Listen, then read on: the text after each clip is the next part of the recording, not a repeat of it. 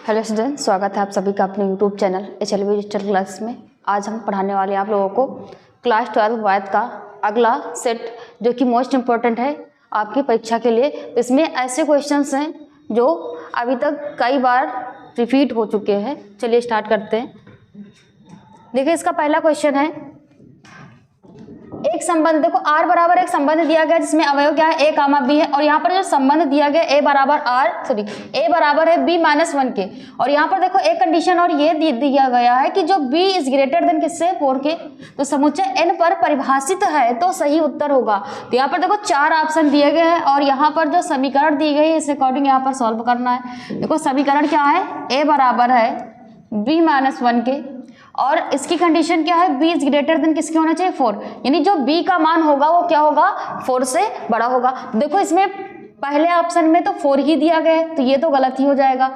दूसरे में देखो 5 है, फिर 6 है और फिर 5 है, तो यहाँ पर इन तीनों को इस पे ट्राई करते हैं। देखो पहले देखो a बराबर 4 है और b बराबर 5, तो a बराबर 4 रखेंगे तो 4 बराबर b का मान 5 माइनस 1, तो यहाँ देखो 4 बराबर किसके आ रहा है, 5 से 1 को माइनस करेंगे तो ये भी कितना आ जाएगा, 4 आ जाएगा। तो देखो इसका सेकंड ऑप्शन ही क्या हो जाएगा, इसमें फॉलो कर रहा है, तो इसका यानी फर्स्ट का क्या हो जाएगा, सेकंड ऑप्शन सही हो जाएगा। इसका नेक्स्ट क्वेश्चन देखते हैं। देखो नेक्स्ट क्वेश्चन में क्या दिया गया है, ये भी ऑब्जेक्टिव है, tan इनवर्स √3 माइनस का cot इनवर्स माइनस का √3 का मान होगा। तो यहाँ से tan इनवर्स √3 माइनस का cot इनवर्स माइनस का √3, तो यहाँ से हो जाएगा tan इनवर्स, ये होगा tan √3 होता है 60 अंश का, यानी ये हो जाएगा π/3 माइनस का cot इनवर्स, यहाँ देखो माइनस है और इसको हम चेंज करेंगे तो लिख सकते हैं cot पाई माइनस और √3, cot में π/6 वो 30 अंश का होता है तो ये π/6 हो जाएगा। आगे यहाँ से सॉल्व करेंगे तो देखो π/3, tan से tan कैंसिल हो जाएगा, यहाँ पर π/3 माइनस का cot से cot कैंसिल हो जाएगा, ये हो जाएगा पाई और माइनस माइनस क्या हो जाएगा प्लस का π/6 हो जाएगा। तो यहाँ पर इसका हर सेम करेंगे तो 6 है और यहाँ पर 2 3 6 यानी 2 पाई हो जाएगा, माइनस का 6 पाई और प्लस का पाई, तो यहाँ से 2 पाई और पाई ये तीनों दो, देखो ये दोनों क्या है प्लस में है तो ये हो जाएगा 3 पाई और माइनस का 6 पाई बटे में क्या है 6, तो 6 से हम 3 पाई को माइनस करेंगे तो क्या हो जाएगा माइनस का 3 पाई और बटे में 6। यहाँ से 3 को 6 को डिवाइड करेंगे तो 3 एकम 3 और 3 दूना कितना हो जाएगा 6 हो जाएगा, यानी कि ये आंसर आ जाएगा माइनस का π/2। तो ऑप्शन में देखे देखो पहला पाई है, दूसरा क्या है माइनस का π/2 है, तो फर्स्ट का खा नंबर का आंसर क्या हो जाएगा माइनस का π/2। ये इजी क्वेश्चन था। इसका नेक्स्ट क्वेश्चन देखते हैं। अगले क्वेश्चन में क्या दिया गया है, cos इनवर्स e की पावर x का अवकल गुणांक होगा। तो यहाँ पर देखो इसका अवकल गुणांक ज्ञात करना है, तो अवकल गुणांक ज्ञात कर देते हैं। इसको मान लेते हैं y बराबर दिया गया है cos इनवर्स e की पावर x, x के सापेक्ष अवकलन करेंगे, y का क्या हो जाएगा dy/dx बराबर cos इनवर्स, इसका अवकलन क्या होता है, अवकलन करना है, ये दिया जाएगा cos inverse d/dx cos inverse x, ये होता है माइनस का 1/√1 माइनस x²। तो इस अकॉर्डिंग इसको सॉल्व करेंगे तो क्या हो जाएगा माइनस का 1/√1 माइनस, देखो x के स्थान पे e की पावर x है तो e की पावर x का क्या हो जाएगा होल स्क्वायर, और d/dx e की पावर x का करेंगे तो ये आ जाएगा dy/dx बराबर माइनस का 1/√1 माइनस, देखो 2 से यहाँ पर मल्टीप्लाई करेंगे तो क्या हो जाएगा e की पावर 2x हो जाएगा, और e की पावर x का अवकलन क्या होता है e की पावर x ही होता है, तो ये आ जाएगा dy/dx बराबर -1 से e की पावर x का मल्टीप्लाई करेंगे तो माइनस का e की पावर x हो जाएगा और बटे में 1 माइनस e की पावर 2x।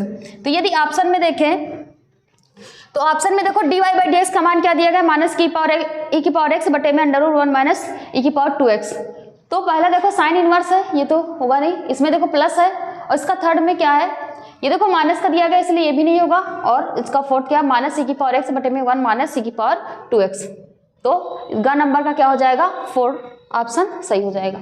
इसका नेक्स्ट क्वेश्चन देखते हैं। अगला क्वेश्चन देखो दिया गया है इंटीग्रेशन एक्स ई की पावर एक्स डी एक्स का मान होगा। तो यहाँ से इसको सॉल्व करेंगे, इंटीग्रेशन एक्स ई की पावर एक्स डी एक्स।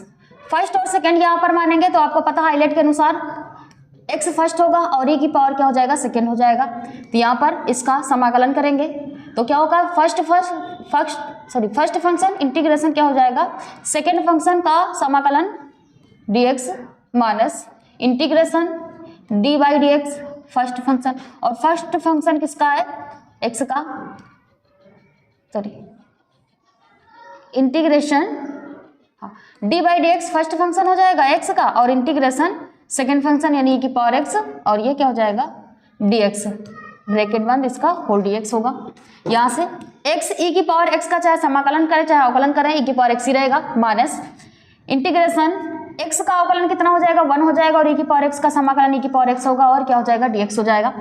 तो x e की पावर x माइनस e की पावर x का फिर यहाँ पर समाकलन करेंगे तो e की पावर x हो जाएगा। देखो दोनों से e की पावर x क्या है, कॉमन मिल जाएगा, e की पावर x कॉमन ले लेंगे तो x माइनस कितना बचेगा 1 बचेगा। तो यहाँ पर ऑप्शन देखें e की पावर x x माइनस 1, देखो इसका थर्ड ऑप्शन में x माइनस 1 और e की पावर x, ये आपका सही हो जाएगा। आई होप ये भी आप लोगों को अच्छे समझ में आया होगा। इसका नेक्स्ट क्वेश्चन देखते हैं। नेक्स्ट क्वेश्चन में क्या पूछ रहा है, अवकल समीकरण 2x square d two y by d x two minus 3 d y by d x plus y बराबर 0 की कोटि पूछ रहा है। तो देखो यहाँ पर कोटि बताना है, घात नहीं पूछ रहा है, कोटि बताना है। तो इसकी कोटि देखे तो देखो इसका 2 बार अवकलन हुआ है, तो इसकी कोटि कितनी हो जाएगी 2 हो जाएगी अंगा नंबर का। तो इसका क्या हो जाएगा 2 ऑप्शन, सॉरी 3 ऑप्शन सही होगा। नेक्स्ट क्वेश्चन देखते हैं इसका। देखो जो सेकंड पार्ट होता है उसमें क्या दिया जाता है कि सभी खंड को हल करना होता है। पहला दिया गया है यदि a बराबर a comma b comma c तथा b बराबर 1 कामा 2 है तो a से b में संबंधों की संख्या ज्ञात कीजिए। तो a से b में संबंधों की संख्या ज्ञात करना है। तो यहाँ से देखते हैं, देखो a बराबर जो अवयव दिया गया है यहाँ से a comma b comma c है। तो यहाँ पर नंबर ऑफ a देखें तो नंबर ऑफ a यहाँ पर कितने हैं, ये 3 है। और दूसरी कंडीशन क्या है, b बराबर है 1 कामा 2। यहाँ पर नंबर ऑफ b देखें तो नंबर ऑफ b ये 2 है। तो यहाँ पर देखो a से b में संबंधों की संख्या पूछ रहा है, संबंधों की संख्या ये हो जाएगा 2 की पावर m प्लस n। तो यहाँ से 2 की पावर ये हो जाएगा 2 की पावर 3 प्लस 2, तो 2 की पावर 5 आ जाएगा। 2 की पावर 5 का मतलब 2 को हम 5 बार गुणा में लिखेंगे तो 2 गुणे 2 गुणे 2 गुणे 2 गुणे 2, तो 2 दूना 4, 4 दूना 8, 8 दूना 16, 16 दूना कितना हो जाएगा 32 आ जाएगा। सॉरी यहाँ पर प्लस में नहीं होगा, ये इंटू में होता है फार्मूला, थोड़ा सा मिस्टेक हो गया। सॉरी 2 की पावर m इंटू n हो जाएगा। तो 2 की पावर m का मान देखो, यहाँ पर देखो m n होता है तो यहाँ पर एक को m मान लेते हैं और एक को n, यानी n बराबर इसकी संख्या 3 मान लेते हैं और nb की जगह पर इसको m बराबर मान लेते हैं 2 दिया गया है। तो यहाँ पर 3 गुणे कितना हो जाएगा 2 गुणे 3 हो जाएगा, और तो 2 की पावर कितना हो जाएगा 6। 2 की पावर 6 का मतलब 2 को हम 2 गुणे 2 गुणे 2 गुणे 2 गुणे 2, तो गुणे 2, 2 दूना 4, 4 दूना 8, 8 दूना 16, 16 दूना 32 और 32 दूना कितना हो जाएगा 64, यानी इसका आंसर कितना आ जाएगा 64। तो ए से बी में संबंधों की संख्या कितनी होगी 64 होगी। आई होप ये भी आप लोगों को अच्छे समझ में आया होगा। इसका नेक्स्ट क्वेश्चन देखते हैं। देखो नेक्स्ट क्वेश्चन में क्या दिया गया है कि अवरोधों समीकरण दी गई है x plus y less than or equal 4k और x is greater than or equal 0, y is greater than or equal 0 के अंतर्गत z बराबर 3x प्लस 4y का अधिकतम मान ज्ञात कीजिए। देखो इसका अधिकतम मान ज्ञात करना है तो समीकरणों को लिख लेते हैं। दी गई समीकरणों को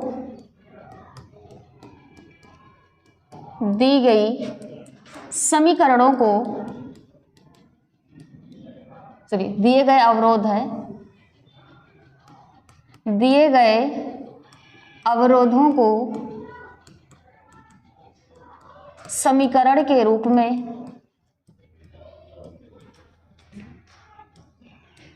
लिखने पर देखो इन अवरोधों को समीकरण के रूप में लिखेंगे तो क्या हो जाएगा यहाँ से, ये x प्लस वाई बराबर 4 समीकरण, इसको फर्स्ट मान लेते हैं। अब देखो दूसरा क्या दिया गया, x बराबर 0 है और अगला क्या है y बराबर 0। तो यहाँ से समीकरण फर्स्ट से सॉल्व करेंगे। समीकरण 1 से देखो क्या है, x प्लस वाई ये बराबर 4 के।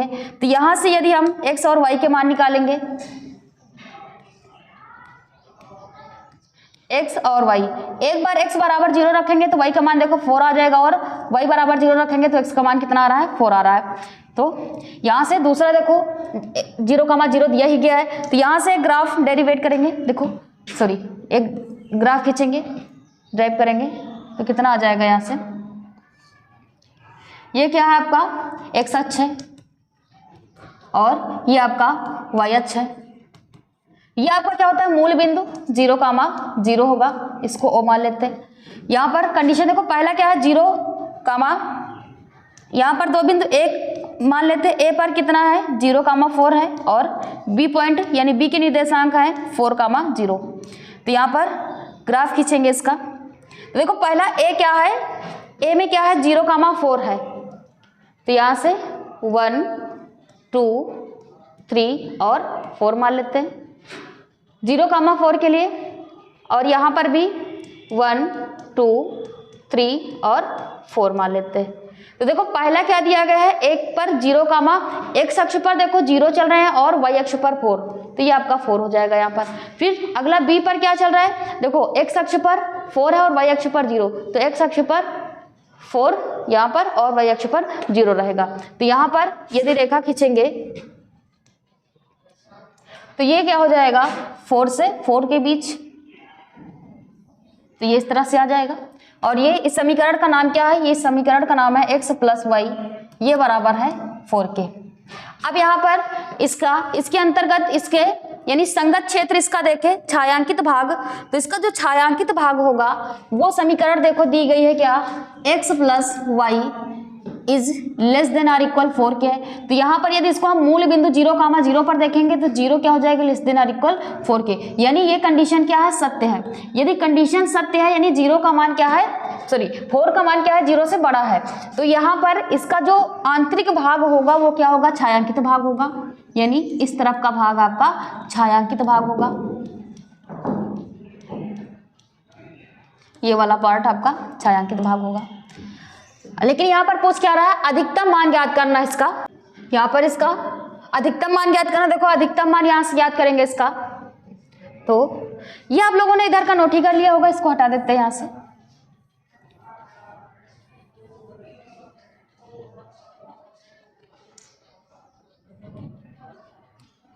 यहाँ पर देखो ये बिंदु था आपका 0,4 ए था और बी आपका यहाँ पर था और ये था 4,0।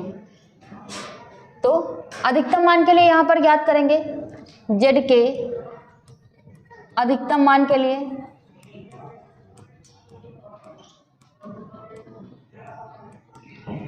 तो इसके अधिकतम मान के लिए यहाँ से ज्ञात करेंगे। तो यहाँ पर देखो एक सारणी बना लेते हैं,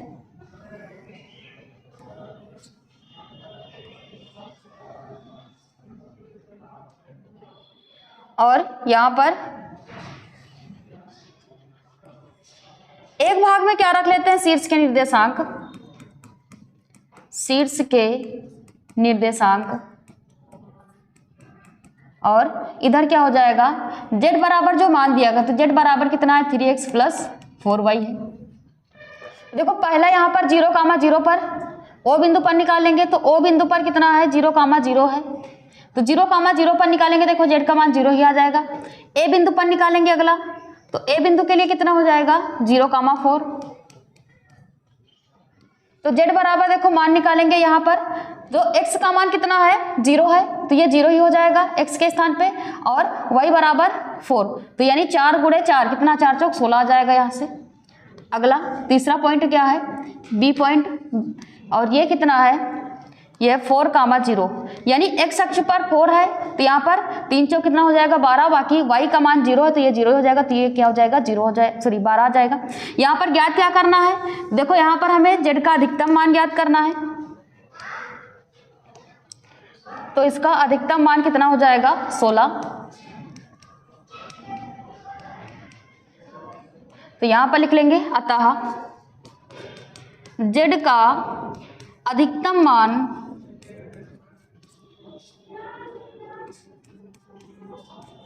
मान कितना है 16 है। आई होप ये भी आप लोगों को अच्छे समझ में आया होगा। देखते हैं इसका नेक्स्ट क्वेश्चन क्या है।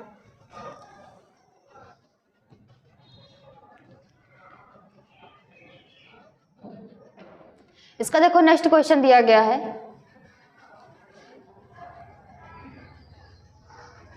यदि सदिश, देखो सदिश दिया गया है 2i प्लस जे प्लस के तथा i minus 4j plus lambda के परस्पर लंब है तो लैम्डा का मान ज्ञात कीजिए। तो देखो यदि ये परस्पर लंब है, a बराबर यहाँ पर दिया गया है 2i प्लस जे और प्लस के, और b बराबर दिया गया है i माइनस 4j और प्लस का लैम्डा के। तो ये देखो परस्पर लंब है, तो परस्पर लंब होने का फार्मूला क्या होता है कि a डॉट b यदि यहाँ से ज्ञात करेंगे तो ये किसके बराबर हो जाएगा 0 के बराबर होगा। तो यहाँ पर a और b का मान पुटअप करेंगे। a का मान कितना है 2i प्लस j और प्लस का k इंटू b का मान i माइनस का 4j और प्लस का लैम्डा के, और ये बराबर 0 के।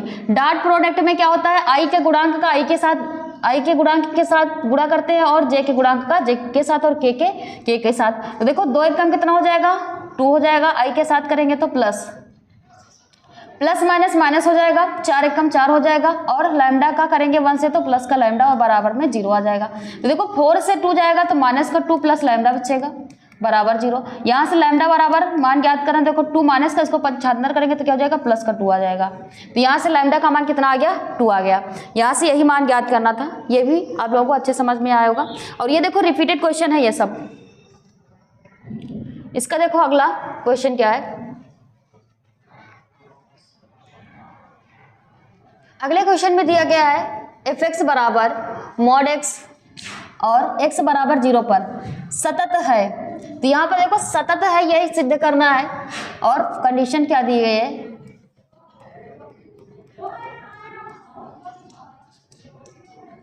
f(x) का मान दिया गया है मॉड x। यदि यहाँ से हम f(x) को लिखना चाहें तो लिख सकते हैं f(x) बराबर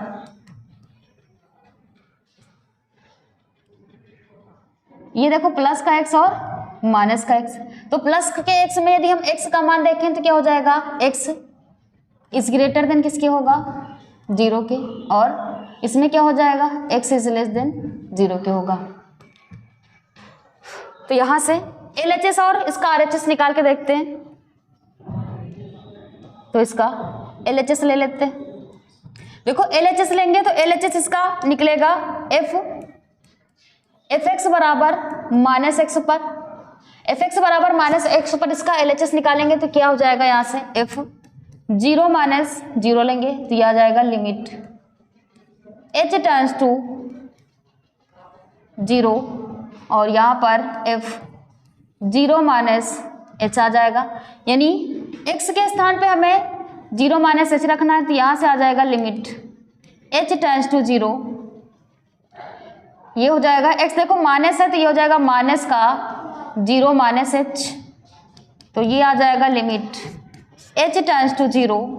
माइनस का अंदर मल्टीप्लाई करेंगे तो माइनस माइनस प्लस का h हो जाएगा, और लिमिट रखेंगे तो क्या हो जाएगा 0 आ जाएगा। इसका RHS याद कर लेते हैं। यदि RHS याद करेंगे तो यहाँ से f(x) बराबर फंक्शन लेंगे x पर, यहाँ से f प्लस 0 यानी f 0 प्लस 0 लेंगे, यहाँ से लिमिट रखेंगे limit h tends to 0 f 0 plus h, ये आ जाएगा लिमिट h टेंड्स टू 0। और यहाँ पर देखो x का मान x है तो यहाँ पर क्या हो जाएगा 0 प्लस h होगा, 0 में h को जोड़ेंगे तो ये क्या आ जाएगा h ही आ जाएगा, और यदि यहाँ पर लिमिट लगाएंगे तो कितना आ जाएगा 0। तो देखो यहाँ से क्या है LHS किसके बराबर आ रहा है, LHS आ रहा है RHS के बराबर, और ये देखो दोनों बराबर हैं 0 के। तो यदि LHS RHS के बराबर है तो ये फंक्शन कैसा होगा, x बराबर 0 पर सतत होगा। तो लिख सकते हैं अतः x बराबर 0 पर सतत है। तो आई होप आप लोगों को ये भी अच्छे समझ में आया होगा इसका। अगला नेक्स्ट क्वेश्चन देखते हैं, अंगा नंबर क्या दिया गया, देखो PA का मान दिया गया है,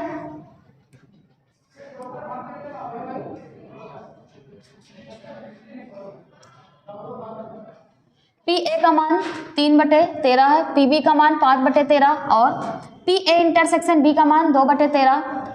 तो PB अपान A का मान ज्ञात कीजिए। देखो यहाँ से PA बराबर है, यानी प्रोबेबिलिटी ऑफ A की है 3/13 और प्रोबेबिलिटी ऑफ B ये है 5/13 और probability of A intersection B इसका मान है 2/13। तो यहाँ पर देखो चाहे प्रोबेबिलिटी A इंटरसेक्शन B निकाले या फिर यहाँ से probability of B intersection A निकालेंगे, तो ये दोनों सेम ही रहेंगे, यानी 2/13 ही रहेगा। याद क्या करना है, याद करना है PB अपान A। तो PB अपान में A फार्मूला क्या हो जाएगा, यहाँ से ये होगा PB इंटरसेक्शन, देखो B क्या अंश में है तो B इंटरसेक्शन A होगा और बटे में क्या हो जाएगा PA हो जाएगा। यहाँ से मान पुटअप करेंगे तो ये PB इंटरसेक्शन A का मान है 2/13 और बटे में PA का मान कितना है 3/13। तो यहाँ से देखो 13 से 13 क्या हो जाएगा, कैंसिल हो जाएगा और बचेगा कितना 2/3। तो ये आपका क्या हो जाएगा, आंसर हो जाएगा। आई होप ये भी आप लोगों को अच्छे से समझ में आया होगा और आप लोगों ने नोट भी कर लिया होगा। इसका नेक्स्ट क्वेश्चन देखते हैं। अगला क्वेश्चन देखो दिया गया है,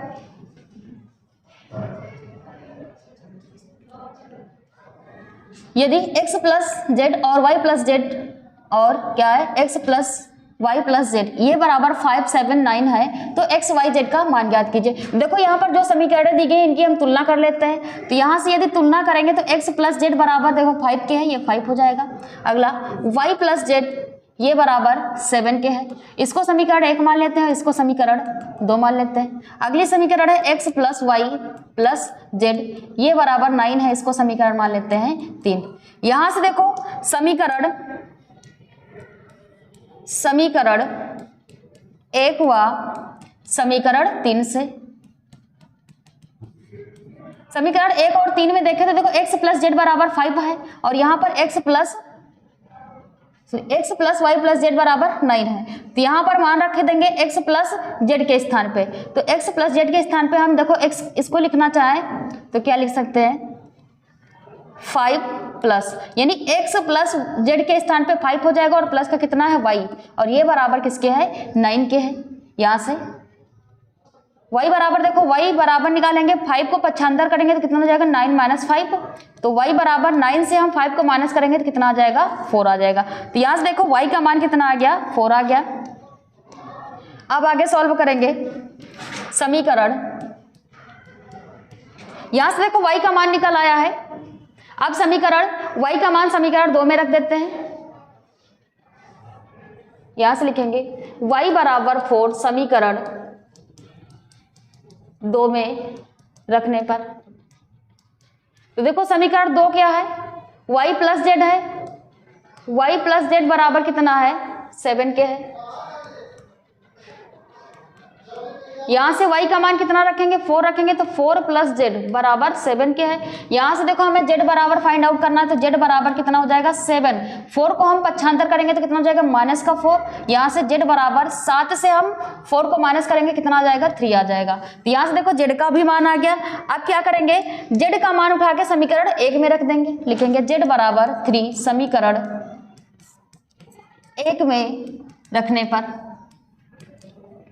देखो 1 में रखेंगे तो कितना आ जाएगा यहाँ से, तो समीकरण 1 देखो क्या है x प्लस जेड ये बराबर है 5 के। तो x का मान x प्लस जेड का मान कितना है 3 बराबर 5। इसको पक्षांतर करेंगे तो x बराबर 5 माइनस कितना आ जाएगा 3।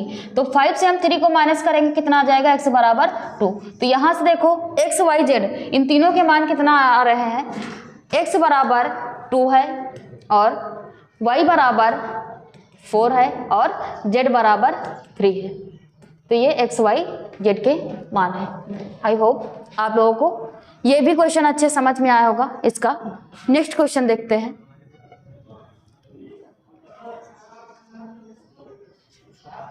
अगला क्वेश्चन क्या दिया गया है, dy बाई डी एक्स बराबर है x माइनस 1 बटे में 2 प्लस वाई का व्यापक हल है। तो समीकरण नोट कर लेते हैं सबसे पहले। dy बाई डी एक्स बराबर x माइनस 1 बटे में 2 प्लस वाई। अब यहाँ पर देखो क्या करना है, हमें x वाले फंक्शन को एक साइड करना है और y वाले को एक साइड करना है। तो इसका हम पक्षांतर करेंगे। तो ये देखो बटे में इधर जाएगा तो गुणे में 2 प्लस का y और dy ये बराबर में आ जाएगा x माइनस 1 dx बटे में है तो ये गुणे में हो जाएगा। यहाँ से क्या करना है, दोनों पक्षों का समाकलन कर देना है। तो दोनों पक्षों का समाकलन करने पर, दोनों पक्षों का समाकलन करने पर,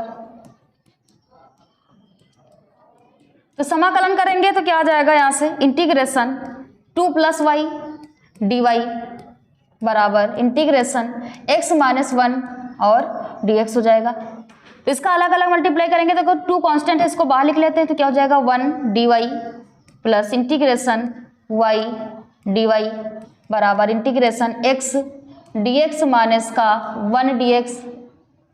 यहाँ से आगे सॉल्व करेंगे तो 2 और देखो y के सापेक्ष कर रहे हैं तो ये हो जाएगा 1 का y प्लस का y का हो जाएगा y स्क्वायर और बराबर x का x स्क्वायर। और यहाँ पर देखो जितनी पावर बढ़ेगी उतने इसके बटे में भी आएगा तो x स्क्वायर बाई 2 हो जाएगा और माइनस 1 का कितना हो जाएगा x और प्लस का एक कांस्टेंट कितना आ जाएगा, यहाँ पर c आ जाएगा।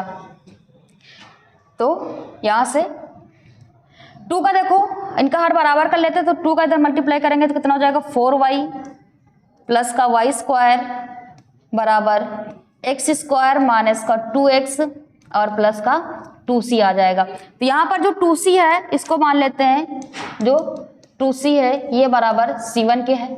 तो यहाँ से आगे समीकरण बन जाएगी 4y प्लस का y स्क्वायर बराबर x स्क्वायर माइनस का 2x और प्लस का c1। यहाँ से क्या करते हैं x स्क्वायर y स्क्वायर को आगे लिख लेते हैं तो y स्क्वायर प्लस का 4y बराबर x स्क्वायर माइनस का 2x और प्लस का c1। ये क्या हो जाएगा, आपका आंसर हो जाएगा। तो आई होप आप लोगों को ये क्वेश्चन भी अच्छे से समझ में आया होगा और आप लोगों ने इसको अच्छे से नोट भी कर लिया होगा। तो आप लोग वीडियो को यदि देख रहे हो तो यदि अच्छी लगे तो लाइक और कमेंट जरूर करिए बीच बीच में। इसका नेक्स्ट क्वेश्चन देखो, नेक्स्ट क्वेश्चन में क्या दिया गया है, सिद्ध कीजिए कि फलन f such that r tends to r plus में fx बराबर e की पावर x द्वारा परिभाषित फलन एक एकाकी है। एकाकी के लिए क्या होनी चाहिए, यदि एकाकी कंडीशन होती है, यदि fx1 बराबर है fx2 के तो x1 बराबर होना चाहिए x2 के। यदि x1 बराबर x2 के होता है तो फलन कैसा होता है, एकाकी होता है। तो नोट कर लेते, देखो पहला फंक्शन ये क्या दिया गया समीकरण fx बराबर e की पावर x है। यहाँ से फाइंड आउट करेंगे x1 का मान। तो यदि यहाँ पर fx1 निकालेंगे तो क्या हो जाएगा e की पावर x1 और fx2 निकालेंगे तो fx2 बराबर क्या हो जाएगा e की पावर x2 हो जाएगा। एकाकी के लिए देखो सिद्ध कर रहे हैं तो यहाँ से क्या हो जाएगा, जो fx1 है ये बराबर किसके होगा, fx2 के होगा। यहाँ पर मान पुटअप करेंगे, देखो x1 का मान है fx1 का e की पावर x1 और बराबर fx2 का मान e की पावर x2 है। यदि इनकी तुलना करेंगे तो देखो x1 बराबर किसके आ रहा है, x2 के। क्या बता सकते हैं, अतः लिख सकते हैं, अतः फलन f एकाकी है। तो आई होप आप लोगों को ये भी क्वेश्चन अच्छे से समझ में आया होगा। आप लोग वीडियो को यदि देखें और यदि अच्छी लगी है तो लाइक और कमेंट जरूर करिएगा। धन्यवाद, मिलते हैं नेक्स्ट वीडियो में।